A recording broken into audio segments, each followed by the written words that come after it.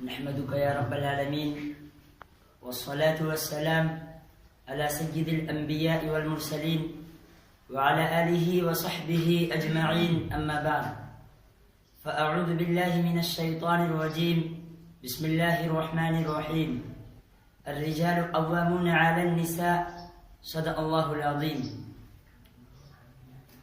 Stage پر تشریف فرما حضرات علماء کرام، عزیزان ملت، آج جو حالات اور معاشرے کی صحیح تصویر ہمارے اور آپ کے سامنے آ رہی ہے، اسے دیکھ دیکھ کر اور اسے پڑھ پڑھ کر ہمارے دلوں میں غم اور الم کا ایک طوفان سا اٹھ رہا ہے کہ اے میرے مولا، ہم انسانیت کے چمن میں ہیں یا درندوں کے کسی جنگل میں زندگی بسر کر رہے ہیں.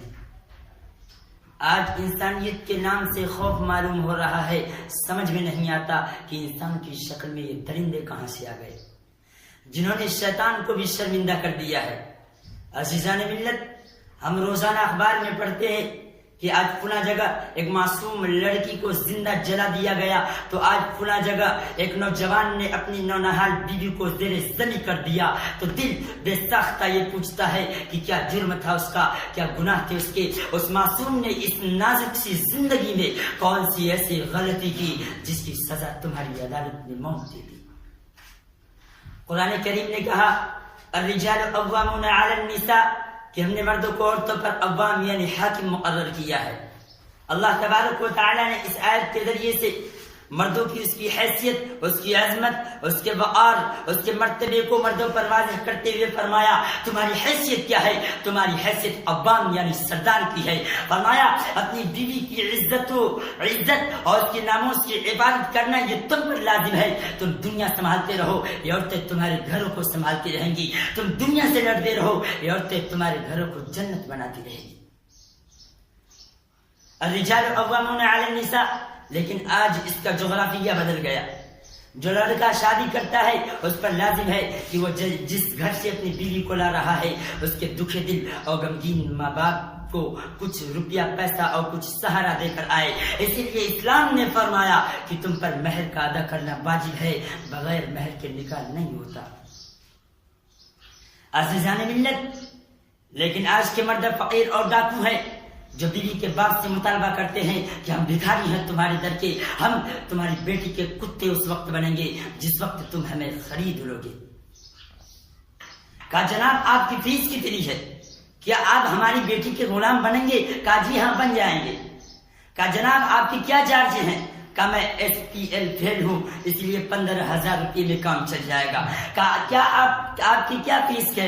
کہا میں MA ہوں اس لیے 1 لاکھ روپے چاہیے. میں MBBS ڈاکٹر ہوں اس لیے ماروتی کار چاہیے. عزیزان ملت، آج جس طریقے سے دنیا کے اندر سائنس اور ٹیکنالوجی نے بڑی ترقی کی ہے، اسی طریقے سے آج کے یہ ماڈرن فقیر ہیں جو نکاح کے نام پر بھیک مانگتے ہیں، جو جہیز کے نام پر بھیک مانگتے ہیں. عزیزان ملت، یہ ہمارے نوجوان فقیر ہیں، یہ ذرا اسٹینڈرڈ اور VIP فقیر ہے. اور بھیک مانگ کر کمیشن کھانے والوں اور بھیک مانگ کر زندگی بسر کرنے والوں، لعنت ہو تمہاری زندگی پر.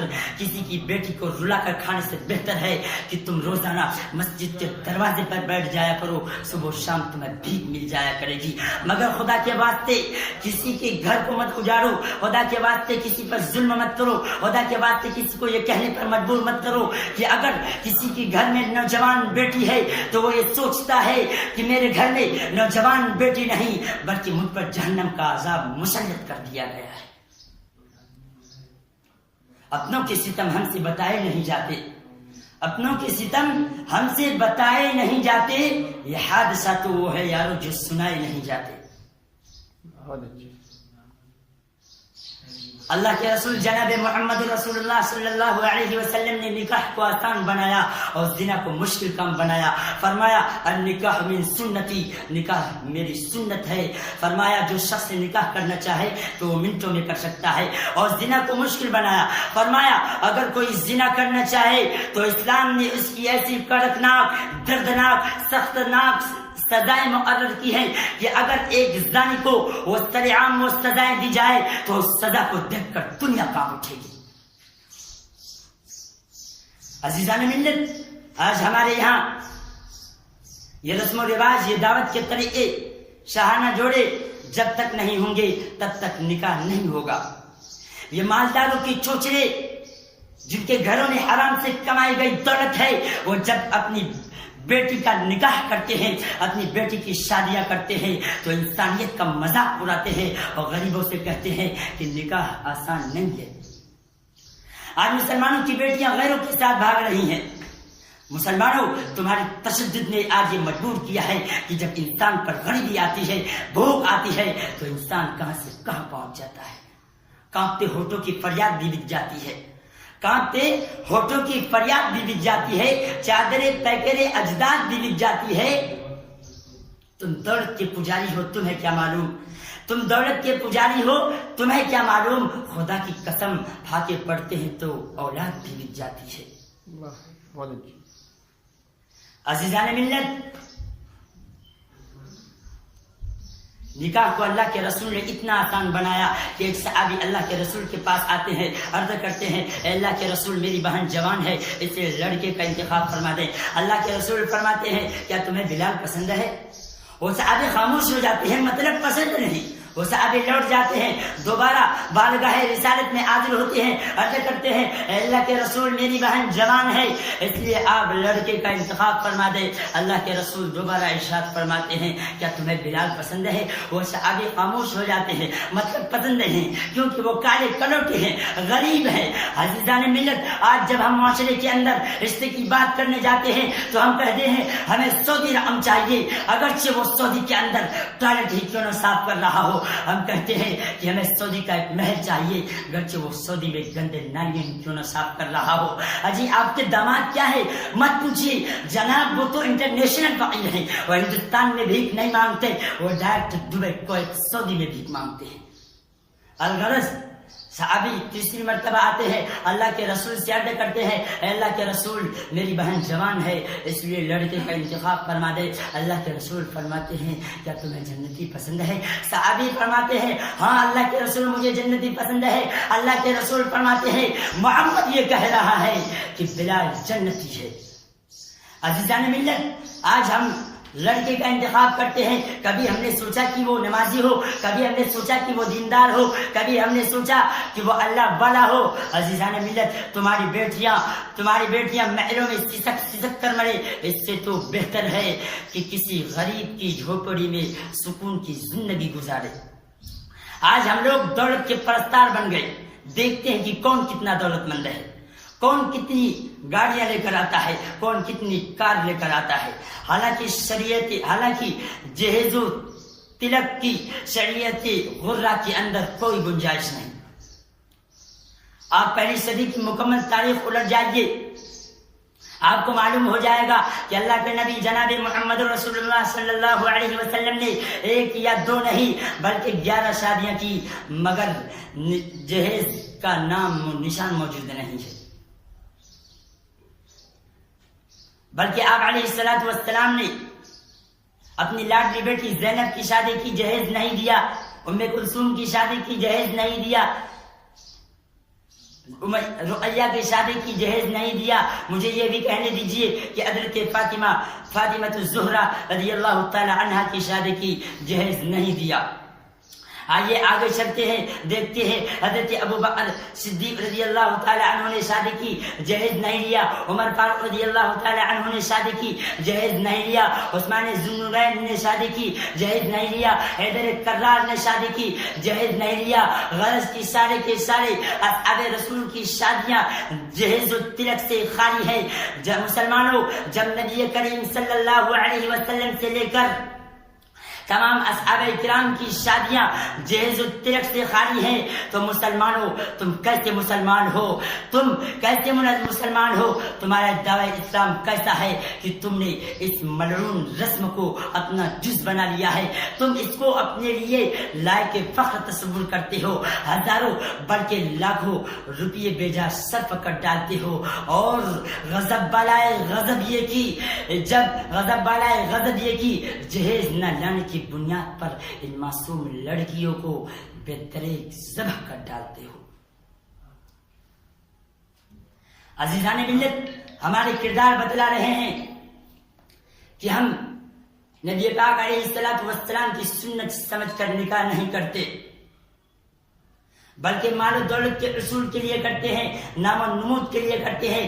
ایسے ہی عریس اور دنیا پرست انسانوں کے سلسلے میں اللہ کے رسول جناب محمد رسول اللہ صلی اللہ علیہ وسلم نے 1400 سال پہلے ہی ارشاد فرما دیا، جس نے کسی عورت سے اس کی عزت و عظمت کے لیے نکاح کیا، اللہ کے رسول نے فرمایا اللہ اس کی ذلت میں اضافہ کرے گا، اور جس کسی نے کسی عورت کے مال کے لیے نکاح کیا، اللہ کے رسول فرماتے ہیں اللہ اس کے فقر میں اضافہ کرے گا، اور جس کسی نے کسی عورت کے حسن کے لیے نکاح کیا، اللہ تبارک و تعالی اس کے دناعت میں اضافہ کرے گا۔